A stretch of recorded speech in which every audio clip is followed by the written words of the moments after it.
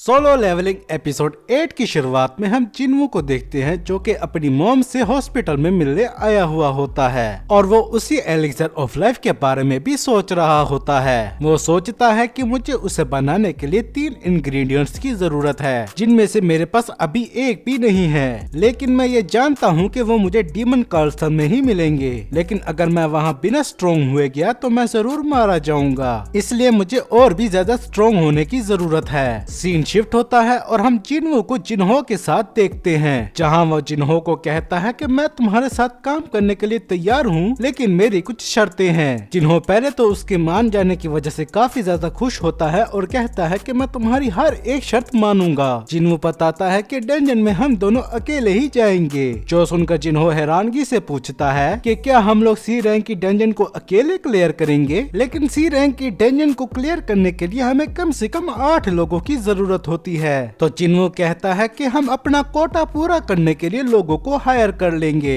वैसे ही जैसे डॉन सुक ने किया था। और तुम खुद इस बारे में गौर से सोचो, अगर हम ऐसा करेंगे तो बिना हम अपने टीम मेंबर को चोट पहुंचे अपनी सारी डंजन क्लियर कर लेंगे। और जब तुम्हारे डैड को इस बारे में पता चलेगा तो वो तुमसे और भी ज्यादा इम्प्रेस हो जाएंगे। जो सुनकर जिन्हो भी इस बात के लिए मान जाता है। सीन शिफ्ट होता है और हम चाही को देखते हैं जो कि रनिंग कर रही होती है। कुछ देर के बाद वो रेस्ट करने के लिए एक जगह बैठती है। फिर वो किसी से कहती है कि आखिर तुम्हें मुझसे क्या चाहिए। वहाँ दीवार के पीछे एक आदमी चुप कर उसे देख रहा था। वो आदमी कहता है कि मैं ये बात जानता ही था कि एक एस रैंक के हंटर को इस बारे में पता चल जाएगा। वो आदमी दरअसल वो जिन कंस्ट्रक्शन वालों की तरफ से आया हुआ था जो कि जिन्हो के डैड की कंपनी है। इसके बाद हम जिन्हो और उसके डैड को एक कार में बैठा हुआ देखते हैं जहाँ उसके डैड कहते हैं कि डंजन्स की गेट को अपेयर हुए 10 साल हो चुके हैं और तब से ये दुनिया काफी तेजी से तब्दील हो रही है। इंफ्रास्ट्रक्चर, इकोनॉमी, मीडिया, यहाँ तक के पॉलिटिक्स, डंजन ने हर चीज को तब्दील कर दिया है, जिसका सीधा सीधा मतलब ये है कि हम डंजन के रिसोर्सेज के बगैर रह भी नहीं सकते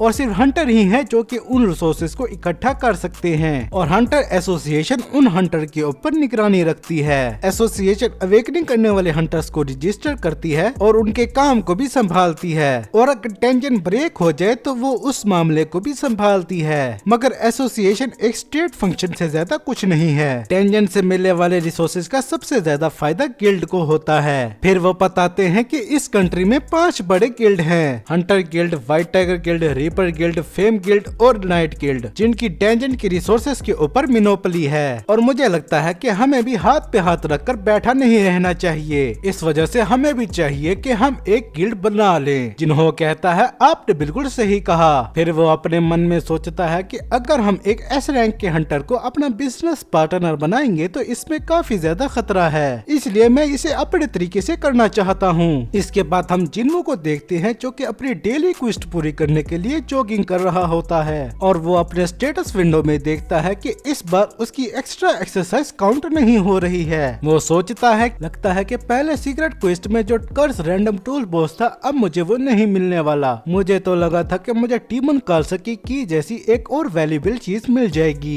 लेकिन 1 मिनट हो सकता है कि मुझे रैंडम लूट बॉक्स में भी वो मिल जाए। फिर वो जब अपने रैंडम लूट बॉक्स को ओपन करता है तो उसमें से एक अजीब सी चीज निकलती है। जो चीज क्या है मुझे भी नहीं पता। अगर आप लोगों को पता है तो आप कमेंट्स में इसके बारे में बता सकते हैं। इसी से याद आया कि मेरी वीडियोस पे व्यूज आना कम हो गए हैं, इसलिए मैं चाहता हूँ कि आप मेरी वीडियो को ज्यादा से ज्यादा सपोर्ट करें और शेयर करें। इसके बाद जिन्हो अपना स्टेटस देखते हुए रास्ते में चलते हुए कहीं जा रहा होता है, जहां वो देखता है कि उसके पास तो अभी सिर्फ 3 ही पॉइंट हैं जिनके जरिए वो लेवल अप नहीं कर सकता। मैं सिर्फ डंजन में जाकर ही अपना लेवल अप कर सकता हूँ और जिन्हो के साथ काम करने में अभी टाइम है। फिर वो सोचता है क्यों ना वो प्लेंटी जोन में जाके उन सेंटीपाइड से मुकाबला करे, लेकिन फिर वो कहता है कि नहीं, मैं उनसे बचकर भाग तो सकता हूँ लेकिन शायद उनसे लड़ नहीं सकता, और इस बात की भी कोई गारंटी नहीं है कि उनसे लड़ने पर मेरा लेवल अप होगा। तभी उसे एसोसिएशन की तरफ से डी रैंक रेट की जॉब ऑफर आती है, जिसे पहले तो वो ना करने का सोचता है, लेकिन फिर वो सोचता है कि ये कुछ ना होने से तो बेहतर ही है। इसके बाद हमें किंडो क्लब दिखाया जाता है जहाँ पर एक आदमी दूसरे आदमी से कह रहा होता है कि मैं आपके सामने एक दफा भी नहीं टिक सका।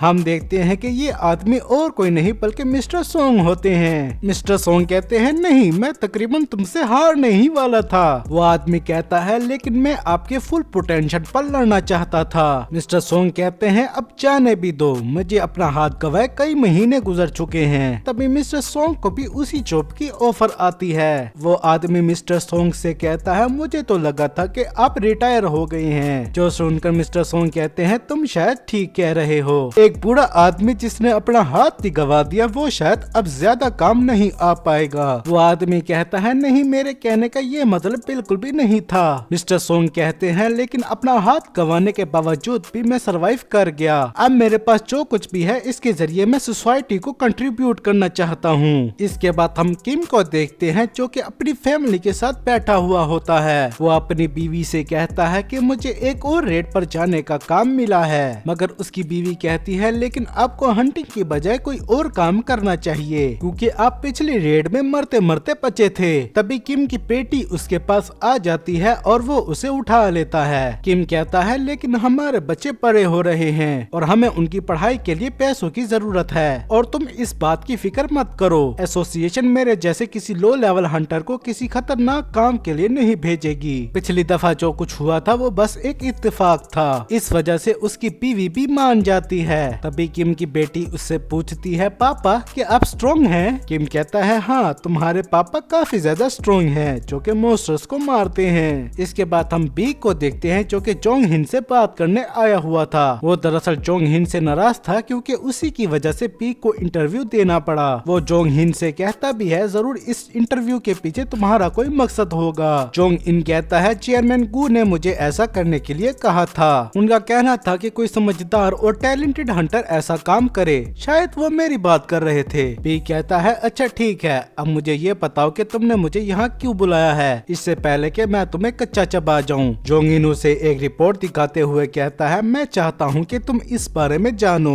यूजिन कंस्ट्रक्शन अपना एक अलग गिल्ड बनाना चाहती है। बी कहता है मैं इस बारे में पहले से ही जानता हूँ, यहाँ तक कि मैंने रूमर्स भी सुने हैं कि वो मेरे ही गिल्ड से हंटर्स हायर करने वाले हैं। जोंग इन कहता मुझे लगे ही था कि तुम्हें इस बारे में पता होगा, तब तो मैंने तुम्हारा वक्त बर्बाद ही किया है। बी कहता है और मैं ये भी जानता हूँ कि तुम्हें भी इस बारे में पता होगा। और वो रिपोर्ट फेंकते हुए कहता है मैं तुमसे आखिरी बार पूछता हूँ, आखिर तुमने मुझे यहाँ पर क्यों बुलाया है। सीन शिफ्ट होता है और हम जूही को देखते हैं जो कि फोन पर अपनी मॉम से बात कर रही होती है, मगर उसकी मॉम कहती है तुम तो एक डरपोक बच्ची हो, आखिर तुम ये हंटर वाला काम कर ही क्यों रही हो, और तुम तो बस दूसरे हंटर के रास्ते में रुकावट ही बनोगी। तुम यहाँ वापस आ जाओ और मेरे साथ बिजनेस में हाथ बटाओ। जिस बात से जूही गुस्सा होकर फोन ही काट देती है। फिर वो सोचती है क्या मैं वाकई ही दूसरे हंटर्स के रास्ते में रुकावट बनूंगी, मुझे शायद थोड़ी और कोशिश करनी चाहिए। तभी उसे भी फोन पर उसी जॉब की ऑफर आती है जो कि जिनवू और मिस्टर सोंग को आई थी। इसके बाद हम चाही को देखते हैं जो कि जोंग इन से मिलने जा रही थी और वो रास्ते में पीक से भी मिलती है। फिर वो जोंग इन से मिलती है और वो उसे पूछता है मैं तुम्हारी क्या मदद कर सकता हूँ। चाही उसे बताती है कि यूजिन कंस्ट्रक्शन से एक आदमी मेरे पास आया था जो कि मुझे उनके गिल्ड का मास्टर बनने की ऑफर दे रहा था, लेकिन मैंने उसकी ऑफर को रिफ्यूज कर दिया।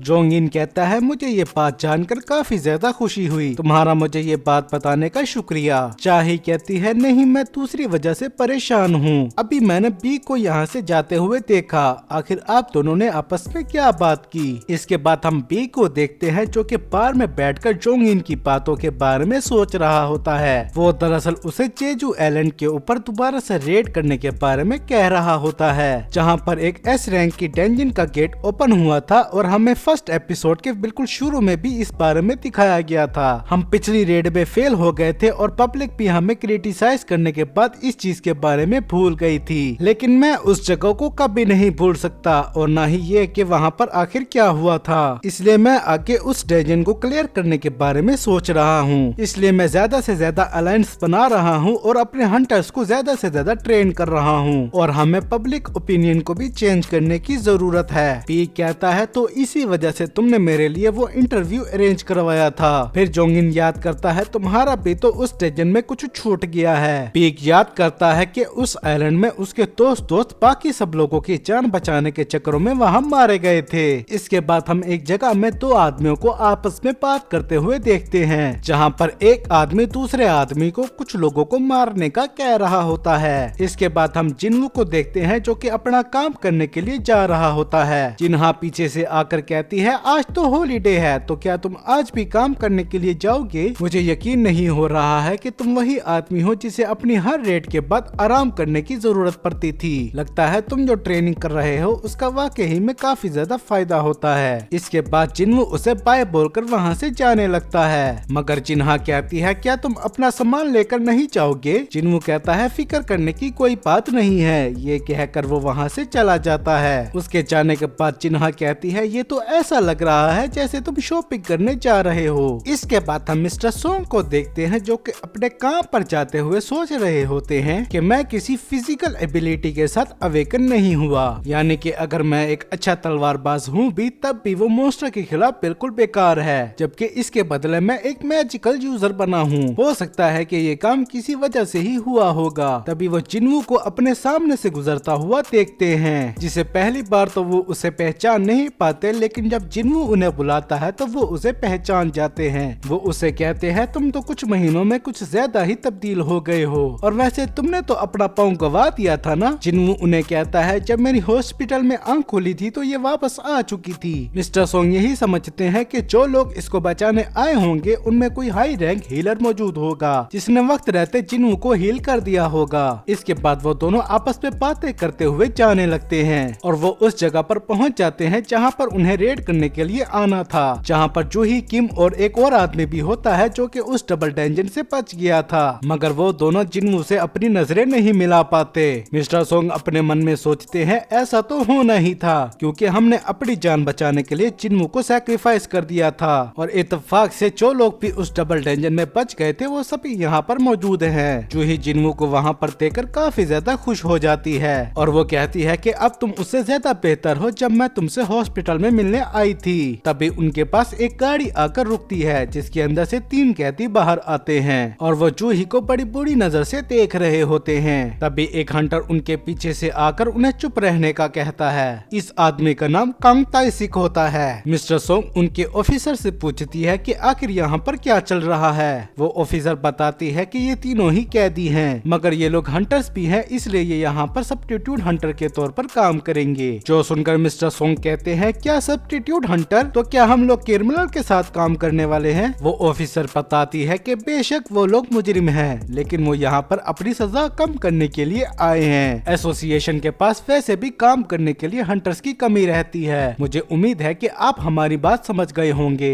मगर आपको फिक्र करने की कोई जरूरत नहीं है। अगर यहाँ पर कुछ गड़बड़ होती है तो कांग ताइसिक सब कुछ संभाल लेगा। वो एक बी रैंक का हंटर है जो कि सी रैंक के क्रिमिनल्स को भी आसानी से संभाल सकता है। जिन्वू जूही से कहता है मुझे यहाँ पर कुछ गड़बड़ लग रही है, इसलिए मैं चाहता हूँ कि तुम इस रेड में मत जाओ। जूही जिन्वू से पूछती है तो क्या तुम जाओगे? जिन्वू हाँ मैं जवाब देता है। तो जूही कहती है तब मैं भी जाऊंगी। इसके बाद उन तीनों कैदियों की हथकड़ी खोल दी जाती है। वो कैदी कहते हैं कि हम यहाँ पर गुलाम नहीं है, तो हमारे साथ जरा प्यार से पेश आओ। मगर ताइसिक उन्हें कहता है अगर तुमने यहाँ पर किसी किस्म की भी कोई गड़बड़ करने की कोशिश की तो मैं तुम लोगों से निपट लूंगा। फिर ताइसिक जिन्वू और मिस्टर सोंग से बात करने के लिए आता है और वो पूछता है कि इस रेड को लीड कौन करेगा। मिस्टर सोंग जिन्वू से कहते हैं अगर मैं लीडर बन जाऊँ तो तुम्हें इस बात से कोई एतराज तो नहीं है? जिन्वू कहता है नहीं, मुझे इससे कोई प्रॉब्लम नहीं है। फिर मिस्टर सोंग जिन्वू के आगे झुकते हुए कहते हैं मुझे दोबारा मौका देने का तुम्हारा शुक्रिया, और जिन्वू भी उनसे कहता है कि आपको ऐसा करने की जरूरत नहीं है। मगर मिस्टर सोंग कहते हैं कि उस दिन 7 लोग मेरी वजह से मारे गए थे, जबकि तुम्हारी वजह से 6 लोग बच गए थे, इसलिए मैं बाकी सब लोगों की तरफ से तुम्हें काफी ज्यादा शुक्रिया कहता हूँ। फिर वो किम से कहते हैं तुम्हें भी तो इस बात से कोई एतराज नहीं है ना? किम कहता है तुम जो चाहे वो करो। इधर ताइसिक जिन्वू को ही देखे जा रहा था। इसके बाद वो सब लोग तैयार होकर उस डेंजन के अंदर चले जाते हैं और इसी के साथ ये एपिसोड यहीं पर खत्म हो जाता है। वीडियो अच्छी लगी हो तो लाइक करें, वीडियो कैसी लगी इस बारे में कमेंट्स में बताएं। इस तरह की मजीद वीडियो देखने के लिए चैनल को सब्सक्राइब भी कर दें और हमारी दूसरी वीडियो को भी सपोर्ट करें। तब तक के लिए इत्ते की मस्त।